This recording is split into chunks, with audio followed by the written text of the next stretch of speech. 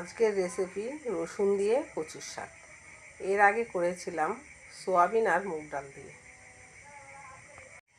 কচুর শাক সিদ্ধ করে নেব। কচুর শাক সিদ্ধ করার সময় নুন দিয়ে দিতে হবে আর অল্প জল।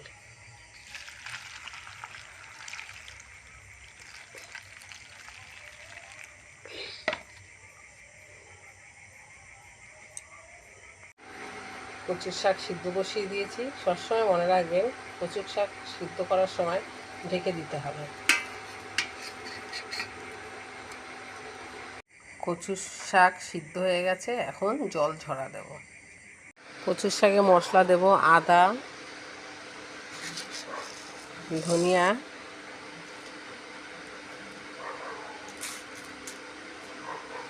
জিরে আর কাঁচা লঙ্কা। যেমন ঝাল খাবেন তেমন ঝাল দেবেন।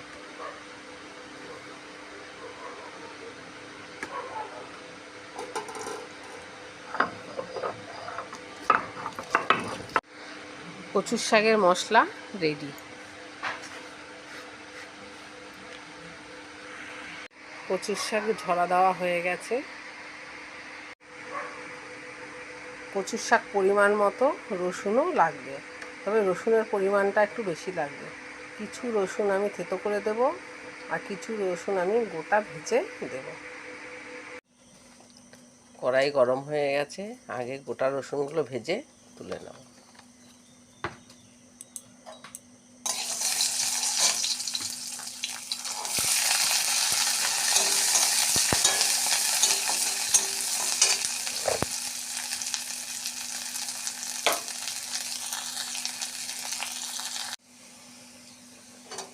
রসুন লাল লাল করে ভাজা হয়েছে, তুলে নেব।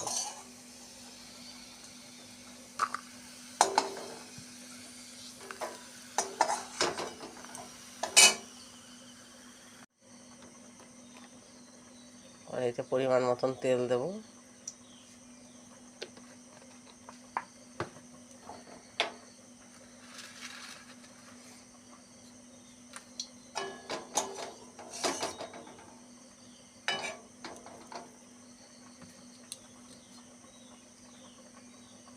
কচুর শাকে ফোড়ন দেব শুকনো লঙ্কা,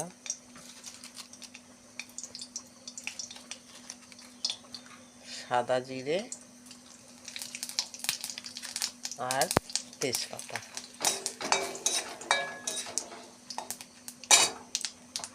আর থেতো করা রসুনগুলো দিয়ে দেব।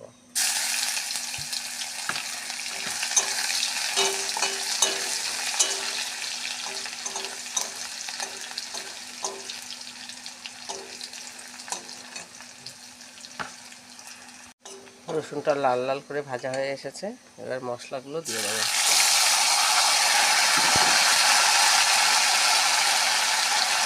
হলুদ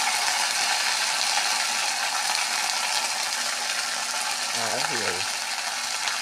নুনের পরিমাণটা অল্পই দিতে হবে, কারণ সিদ্ধর সময় নুন দেওয়া হয়েছে।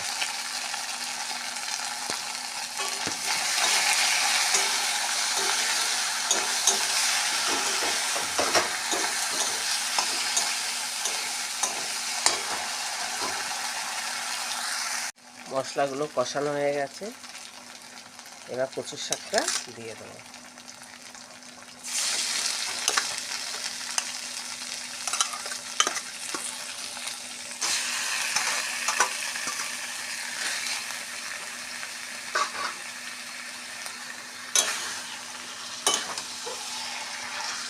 দিয়ে এবার স্টিম মাঝারি করে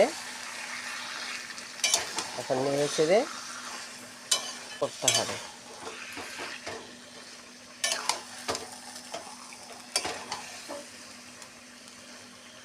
কিছুক্ষণ পরপরই কচুর শাকটা নাড়তে হবে, নাহলে নিচে লেগে যাবে।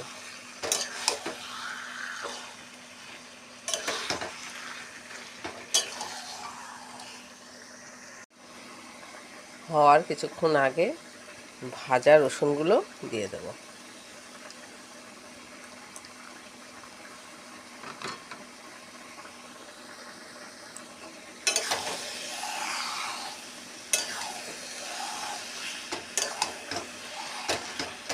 কচুর শাকের জল যত শুকোবে কচুর শাক খেতে তত ভালো লাগবে।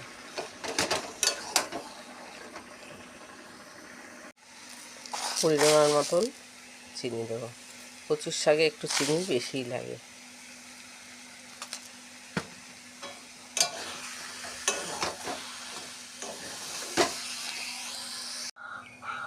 কচুর শাক রেডি।